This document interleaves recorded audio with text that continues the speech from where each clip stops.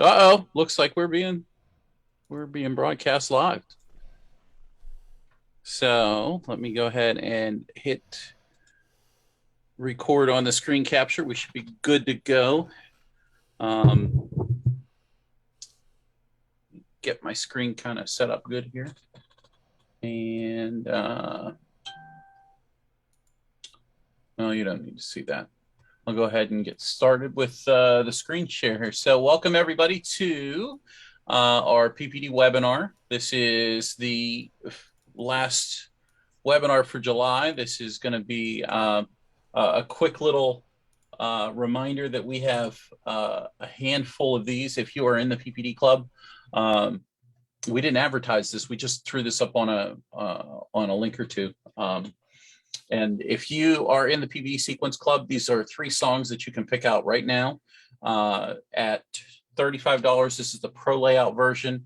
And if you use code SundayFun, there are a handful of these left, so you can pick up all 3 of these. They're 35 bucks a piece. They're pro layouts, and they'll probably be gone within the next, I would say, few minutes. So if you want to get a good deal on these 3 sequences, Bing Crosby, you've got Andrew and Jingle Bells, you've got Underneath the Tree by Kelly Clarkson, and Lindsey Sterling, The Grinch, go ahead and pick those up. And let's see, mute my phone because my phone's going to drive me nuts.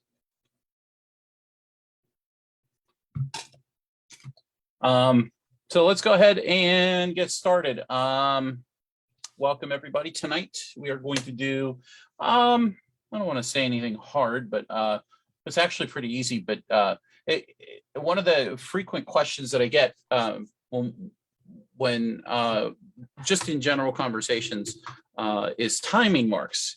And one of the things that I realized that can be a challenge to people is whenever you want a sequence, having those timing marks made for you. So with that being said, our goal tonight isn't to teach you about every single timing mark trick that's available. In fact, there's a lot more information out there than what I'm going to go over.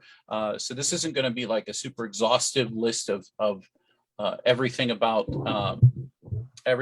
all timing marks and such. But what I will say is that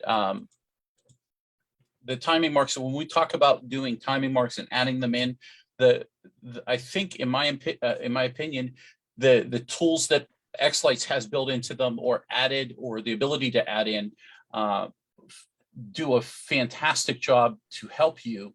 But there's always going to be a individual effort that you're going to have to put in to find specific things.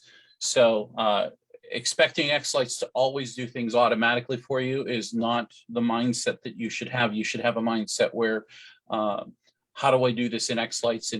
And are there faster ways to do what I want to do? And learning those faster ways as you go. It's especially whenever you're learning xLights, there's a lot of little secrets and little corners and cavities and things that have been added in. But timing marks, for the most part, have been kind of overall, they've been very well laid out. There's a lot of great information about the timing marks we'll go over, but try not to overthink it. Sometimes the easiest way to find out what you're looking for is just to tap things out. We'll walk through that also as well. So with that, we'll go ahead and get started. The first thing that you'll see looking at this screen here in xLights is that we actually have a sequence open, but we don't have a waveform in there. So we haven't determined a music cue that we're going to use for this specific song. And there's an important reason why I want to show you this, is because whenever you're hovering over top of this where it says new timing and you right click, you can add a new timing, you can rename timing tracks. There's a lot of functions in here. But if you add a new timing track, you'll notice that whenever you don't have an MP3 track here, that your new timing box is very small. It's much smaller than what you think it normally would look like. And what I'm going to do is I'm going to take a screen capture of that. I'm going to screen capture that. And I'll save that for later when we pop the other one up. And so I think the key here is to know that if you haven't installed what we're going to do, what I'll show you next is the Queen Mary Vamp plugins. If you haven't installed them yet, it'll be a prompt here in xLights. It'll show right here whenever you drop down this drop down menu, it'll say install Queen Mary Vamp plugins. You can do that from here, or you can also do that from the xLights website. If you go to xlights.org and you click on the download page, and once you click on the download page, you see a Queen Mary Vamp plugin installer for 64-bit Windows plugin. You can install this version of the plugin for the Queen Mary Vamps, and what it will do is it'll install all of the different tracks that are associated with pulling timings out or picking moments out of your MP3. So if you download and install this, it's a very small file. I'm not going to install it on mine, but it's a very small file. It takes a few moments. And I'm not, like I said, I'm not going to install it, but it's a very small file. Let me see if I bring it up here. It's only, what is it? It's only 2,000 megabytes or 200 megs, something like that. It's tiny. It's like nothing. In any event, this is how you're going to get to it. Once you've downloaded it and you install it, you have to have xLights closed whenever you do the install. So then you would open it, and then whenever you did open it, you would have a much bigger timing dialog if you had an MP3 track here. But while we're on this screen, I wanted to share with you the metronome function, which I find very helpful when creating my demos. It's also helpful if you're doing, let's say you're keeping track of some effects presets, which are still on the PPD website, if they're all updated for the members for the month. So go pick them all up. But if you wanted to kind of lay down all of your, let's say your preset effects that you've downloaded, or kind of another way to keep track of your presets as you have them in your layout. One of the things that I like to do is I like to go ahead and click on the metronome, and you can set this for a millisecond timing. Now I think I think it's 500 is usually, or 5,000. I think I usually do that as 5 seconds. So 1,000 milliseconds is 1 second. So a half a second would be 500 milliseconds, I think. But basically, you have 5 seconds there. If you switch over to, let's say, I have a group for my matrix here. If I go into my display elements, I can go for my display elements. I can take my 5,000 millisecond timing mark and pull it over there. And then I can insert a bunch of layers, and I can insert a bunch of layers below, and I can begin. And whenever you're in this other screen, sometimes you can have 2 timing tracks selected. Just make sure only one's selected. So you could do a pinwheel and a pinwheel, and I'm just doing a basic effect here. Flip it horizontal, and there you've got a layered effect that you can create as a preset, but you can also leave it in here as a way to click on them and see them physically on the size matrix that you're actually depending on them to show up in. So that's something that I like using the metronome for. I also like using it for other things as far as demos, but that's a functionality that's in here that if you need it, that you can set your timing marks to anything. You can't move these inherently, but you can right click and you can make timing tracks variable, and now you can move them. So that's the variability on the timing tracks. So another small little lesson that you can pick up. We can also add other ones in here. We can add an empty timing track. That would be like this new timing track here, which would have no timing marks in it. I like to add these whenever I'm doing a sequence. I'll call it hits. And whenever I'm sequencing, one of the things I'll do is I'll use the waveform and I'll listen to the music. I'll go to the audio and I'll slow the audio down to like half speed or so, and I'll play it at half speed, and then I'll find where those little smacks in the music are, and I'll manually push the letter T down for timing. Whoops, I'm putting it on the wrong one. and I will hit those timings out with a lowercase letter t. So that's also there. I'll go ahead and switch over now, and we'll go ahead and switch. Now remember, the way that the Audacity Vampire plugins work is they work as a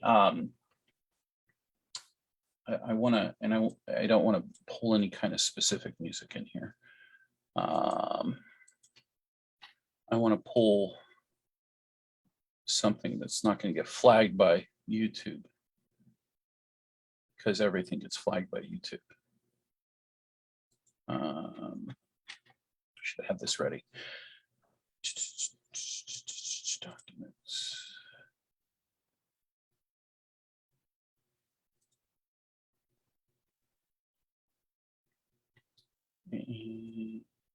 Videos and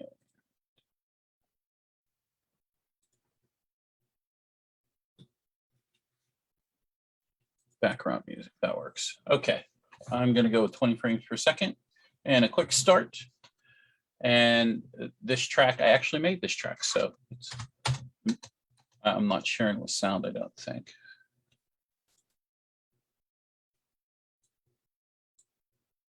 Let me do a new share real quick, and I'll share with sound. That way you guys can hear what I'm talking about. Thanks, Carl, 2 megabytes. Joe asked if Audacity Vampire plugins need to be updated periodically.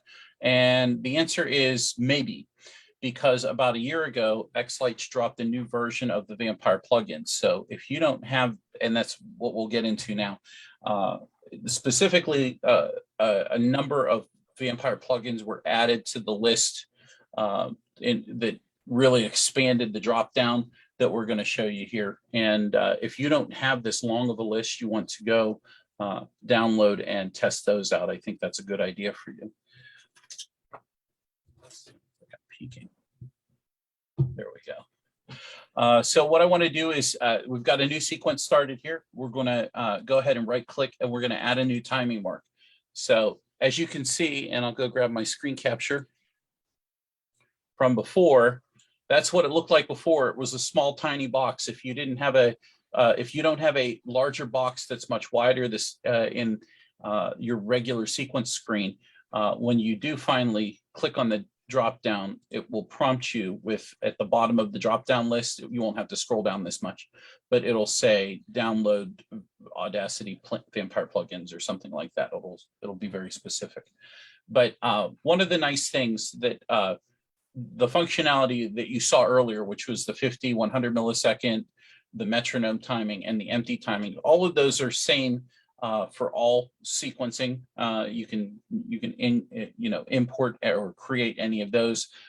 However, the addition of these Audacity Vampire plugins and such add in a huge amount of functionality. Now, when you see all these timing marks, do I know what they all do? No, I don't. And I'll be quite honest, when we get a little later on, there's specific ones that are much more helpful to me. But what I would say is you should take some time to go through and find the ones that work for you and see what they do and see how they work. And you might also notice that some of them act a certain way during some instances and act a different way for different songs in other instances. So this is the basics to getting to some different timing marks. So we are going to generate the ones that I use consistently, which are bars and beats, and that's under the bars and beats tracker, and that's the title header that I typically use. So if I like bars, and I usually typically there's 4 beats to a bar. I usually pump this up though and make this 8 beats to a bar, because it kind of makes it easier to kind of slice things up and travel quickly through a sequence. So I like to do that. That's one of the things that I'll do. So if I zoom out here, this is like a minute-long song, and it picks up all of this timing for me here. Let's go to the master. And so notice how they're connected. That means that each of these timing marks, you can click on them. If they're connected at the top, then you're able to select a cell in between them.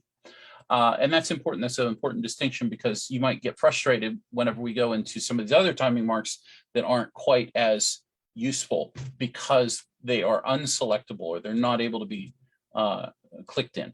So I'm going to go ahead, do another right click, add, and we'll walk through the other one, which is the bar and beach tracker beats. Now this song, I created this song using a musical software. And I use it for background music in our videos. So I don't have to worry about getting slashed with copyright strikes. Oh, we're playing it slow too, audio slow, play full speed.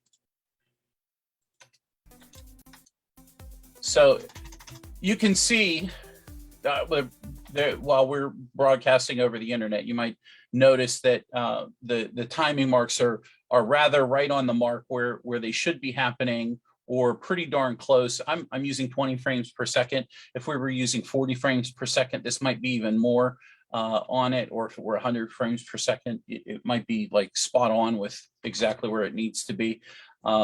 But for our demonstration purposes, this kind of shows this off very well, especially with this song being very metronome driven.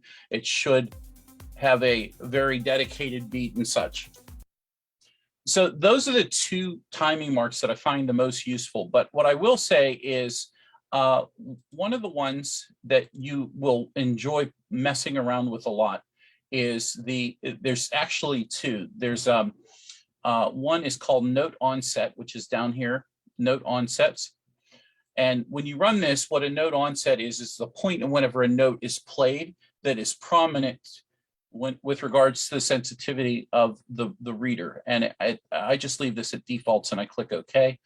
And so what this can do is if I change this to fill all cells, and let's just turn on the stars on trees, and we use the down effect. So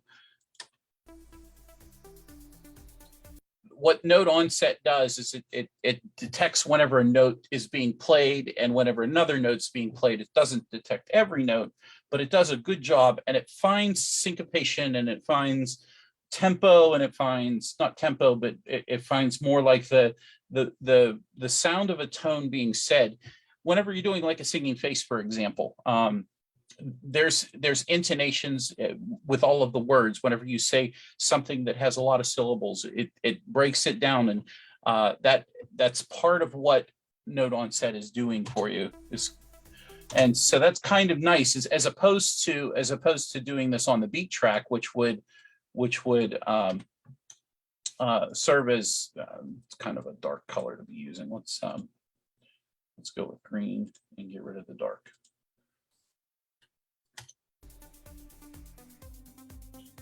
So that's the nice part of using the beat track, is it's really easy to fill in doing just on-off beats and such like that. So that really kind of speeds up your sequencing a lot to have some of those timing marks in place ahead of time. But again, just because you have a bunch of timing marks doesn't mean they're particularly useful. And so what I'll do is I'll add another timing track in here. And I'm going to go to, let's try the Obido sequence detector. Let's do some of those.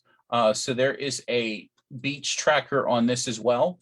If we go ahead and run this, notice that it's auto default setting the name to beats_2 because I already have a beats. So it can't have the same, you can't have the same timing, two different timings with the same exact name. Now, don't ask me what any of this stuff does. I just usually go with the default settings. You could play with that. But so here now is, if we get off of this, if we go ahead and select these, I'll just go ahead and delete this, right? And we go back to this beats. Notice that whenever I click inside any one of these cells, they're not connected. They're just like the beats timing track. Those are all connected at the top, whereas the beats to is not connected. So these might be useful, but they might not be useful to sequence within. And what do I mean by that? So if I go back to beats and I just, let's lay the shapes effect onto the matrix. Let's go back in. You know what? Let's do display elements because I'm going to be scrolling through this all night. New master, make master, bam. And scroll down here to the bottom of the matrix, and should be able to see the model preview here. And what we'll do is we'll go ahead and throw the shapes effect on here. And we will fire with music or fire with timing track. So if you go to the shapes effect, fire with timing track, select the timing track beats -2. Let's see if it's useful, meaning is it going to knock those times off? So yes, it is going to knock on those times. If we go back to the beats here.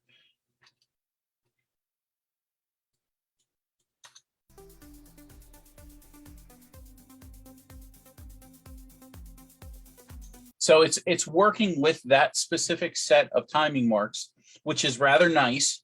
But then again, what's the point of using the beats-2? Is it much more accurate, or does it give a better representation of the timing ability that we wouldn't find using just the regular beat? So this is one of the reasons why it's important for you to begin kind of playing around. Now, another thing I will say is sometimes 2 timing marks are placed down in one location, and if you hover over them, you might be able to split them. And I think that's what it tried to do, but it never, I don't know. But now you can clearly see that I have that connected and connected to the next one. But if I click outside of it, it's not going to do anything. But as soon as I click inside of it, then I have no problem. But if I click outside of it, it doesn't do anything. So I have a feeling that if you add a number more of these excuse me, these different timing marks. There's performance aligner. I really, again, a lot of these I really haven't even bothered to go through, and well, that's a lot of stuff there. So again, let's see what it does. A/B divergent. I would have to look up what that all kind of did to help me out. Why is this something that would be useful? So it is connected. I can clearly click into it, each individual cell. If I go to the bars and I click on bars, let's go over and look at bars. Or you know what? If I hit beats, let's go zoom in on the beats. And 1, 2, 3, 4, 5, 6, 7, 8, 9, 10. It looks like it divided up the beats into 10 segments. So maybe like a 10th note, you could put it, that's 10th note of each of the major beat sections. So that's something interesting that you might find useful that you would play with. A lot of us who came from Lightorama are used to these little itty bitty tiny squares, and you would use these to sequence with because you had small timing marks. But in xLights, we really don't need to, the use for having small timing marks isn't there because you're clicking and dragging an effect out for possibly a longer duration of time. So that's why I like to use, once again, the bars, and also I use the beats, and again, the note onset. So that's a little bit about creating new timing marks. What I will say is if I was going to, let me get rid of some of these because it's starting to get a little,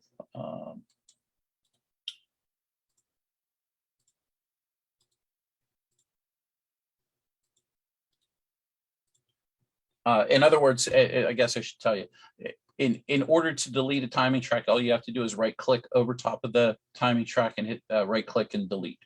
And that'll get rid of the timing track for you. You can also right click and you can rename them something. If I'm adding a timing track and I just want to use it to do manual timings, maybe there's a particularly interesting part of the song where I really want to get those timings down real good because I want to do some specific sequencing. One of the things that I'll do is I will create an empty timing track. I'll click OK. I'll call it hits. and I'll put that in there. Once that's in there, now I use some of the other functioning that's in xLights, which I really like on the MP3 timing grid. So this is something I haven't reviewed before. I think this is a little bit more fun because this is something that was added into xLights by the developers probably about 2 or 3 years ago by now. And if you hover over top of the timing or the waveform, that is, and you right click, you can select from a number of different options here. So what you see here is this is the raw waveform. You can highlight the base waveform. Now, I'm no expert at understanding what these all do, but they're all different in their own way. They're listening for a different frequency range from what I understand. And if I was looking for specific bass hits, I could right click and show that bass waveform. And whenever I play it, it's only playing that bass. So you can hear that since it's only playing that bass,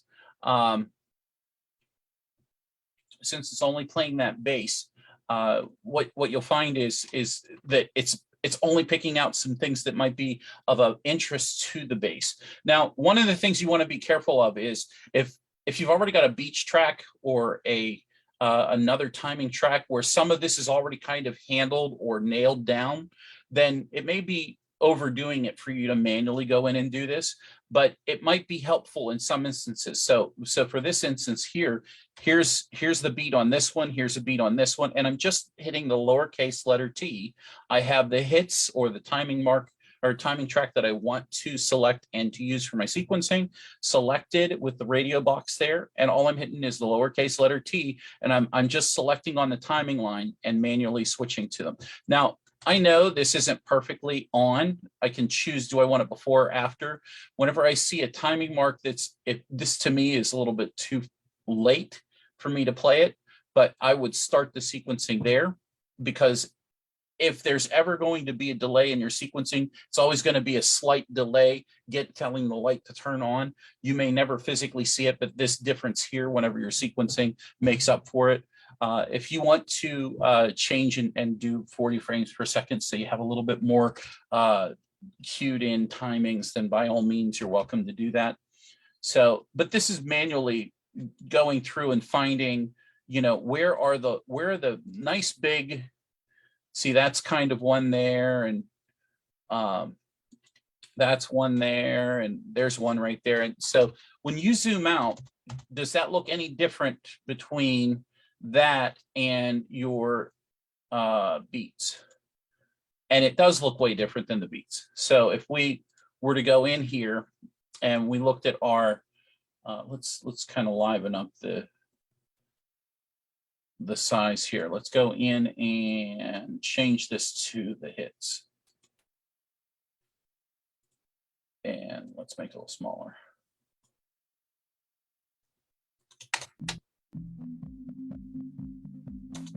So having this set for, let's say, the hits on the bass waveform, you could also come back in and do this with a treble waveform and see how that changes. You may find there's a little bit of difference here. What's different that would play over? Let's say we're on this side here. Let's say we created a hits number 2. We could add another timing track in here and call it empty. Okay, hits 2. And from here, we kind of make some new ones, and we see how these work out as well.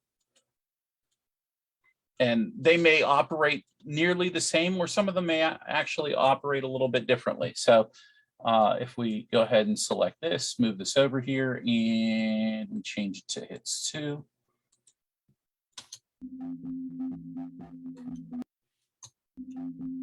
Oh, no, we got one there, and we got one there.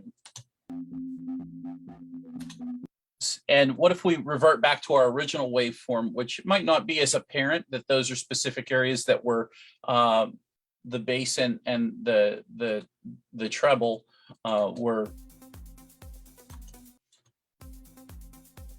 So that's another kind of a hint as far as as far as timings go is this waveform. Now, there is also an alto waveform, and then there is also a custom filtered waveform, which I believe this is where you set your low note and your high note. Only find notes within these specific ranges. Like and this is actual MIDI notes. If you're looking for specific MIDI notes, you can do that through this. I don't want to get into a whole bunch of MIDI. MIDI is converting a musical tone to a number, and I'm not particularly good at explaining it, but the basics are it's finding a way to describe a note digitally. And so these are different tones that were found at those different or different instances in the song where those specific notes between that range could be found. So that's kind of interesting. Question in chat. It says, why is it audio and not audio? I don't know. I did not create it, so it's how it's installed. I have a feeling it's the name of specifically the person, or somebody gave it a specific name because it was their creation, so they named it that. So again, a lot of the stuff in xLights has been shared, or not, I won't say shared, but a lot of stuff in xLights is software that's been used in other instances and is allowable to be used in xLights. So that's the person, whoever created it, probably called it that. So I think the nice part of doing the different timing tracks is it's helpful. But again, I wouldn't get to, I would really, for the most part, whenever dealing with timing tracks, I would play with a lot of these. There's a whole lot more. Rhythm on average onset frequency. We could go through a lot of these and play with them. And average on frequency. So I just went with the default, and it put nothing down there. So not sure exactly what that one does. Again, a lot of it, you might have to do some research to see exactly what they do. If you wanted to dive more into it, I would invite you to do that. But there's so many to choose from here. It's like the list of shaders. They go on and on forever, and some of them do some cool stuff, and some of them do some meh.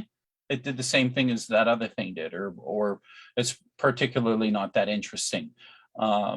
Here's one that says tempo, rhythm tempo. We'll just click OK. And that one didn't do anything particularly interesting. So in any event, that's the nice part about timing marks and timing tracks. It gives you a lot of freedom to add things into xLights. I think probably one of the nicest things that I've learned is that your ability to specifically pick out the bass waveform or the raw waveform or whatever. Looks like I kind of screwed that up. Let's see if I go to the non-vocals. This might be a bug. Custom filtered. That might be a bug. Where once you change that. Yeah, I think that's a bug. So once you changed that range, maybe I should put something on GitHub for that. But once you open this up, obviously, if I close xLights down and reopen it and open the sequence up again, that base waveform will come back. But for whatever reason, once you make a change to that, it just doesn't work. You can, let's go back here.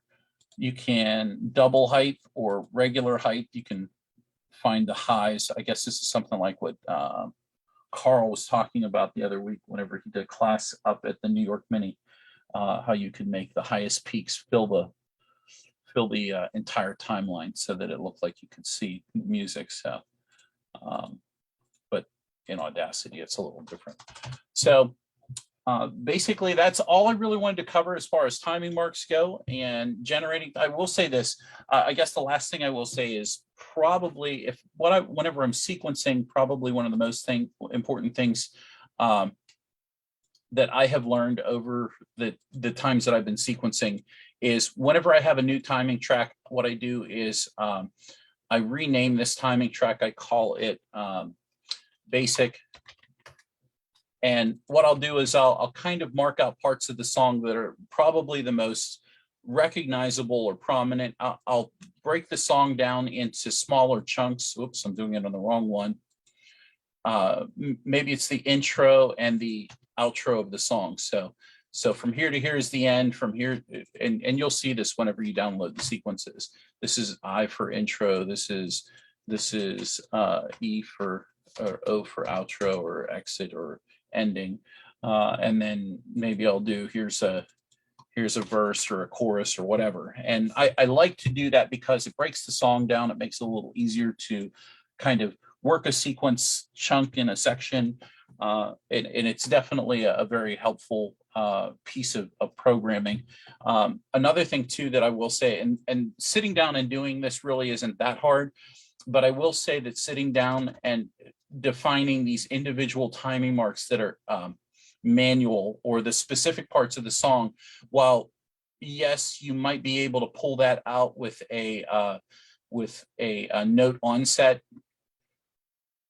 If I ran the note onset before, I think I deleted it by accident, but I deleted it. Yeah. So if you run the note onsets, and this is particularly helpful, it really picks out a lot of the really good beats or parts of a song, but I don't need all of them here. And sometimes I only want the prominent ones. So it's just easier for me to go and create a hitch track and only pick out the parts or the tempos that I really want to highlight at different times. So while it's nice having the ability to say, yes, I want all of those timing marks, sometimes it's too many, and sometimes you just want to work with running your effect over top of just the timing marks that you really want to hit versus a bunch of those timing marks.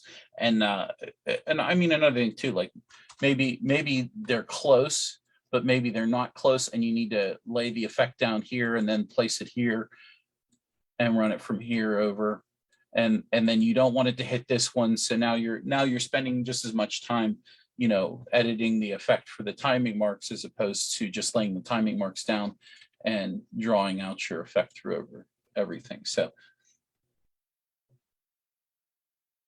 Carl, if you'd like, Carl put a link in chat. He says it is a link to what each of the plugins do and how they actually work. He's very geeky. He says there are more plugins than what is installed in xLights. Yeah, so that's the new Vampire plugin, I would imagine. But there's a number of them there, and you're welcome to go test them out, play with them, see what you can do with them. xLights has a ton of functionality with timing marks. There's effects. I mean, if you use the VU meter, put the VU meter down. Oops, I didn't mean to put it down like that. Let's put it down a different way. If you use the VU meter and you just put it on the note onset and you change to timing event bar, and we change it to note onset.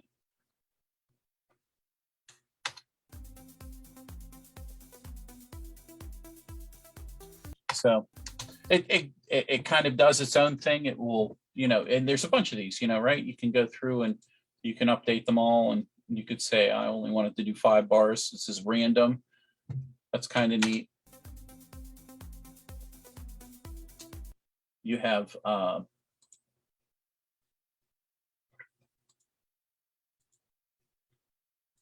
one with all kind of bars.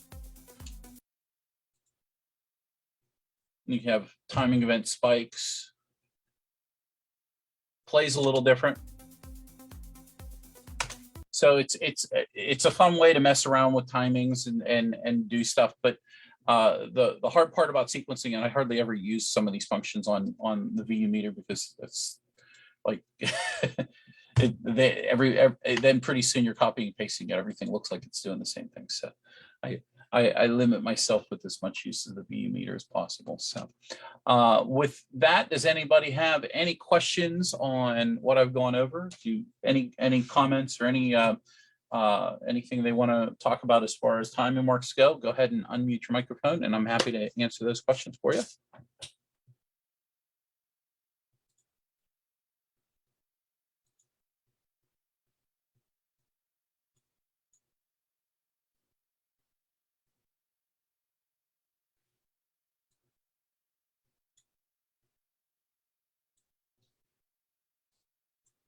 I think it's because you're probably still going live. You know how you have the, Yep. the shy crowd. So So that's where we're going to wrap it up. If you like what Clyde had to say, like and subscribe to the YouTube channel. For you out there in Facebook land, please join us in the Zoom room. I'll add the link to the live video that you see out there. And if you really love what we do, come join the PPD Sequence Club, where you get an awesome sequence every month. every month, one Every awesome month. sequence.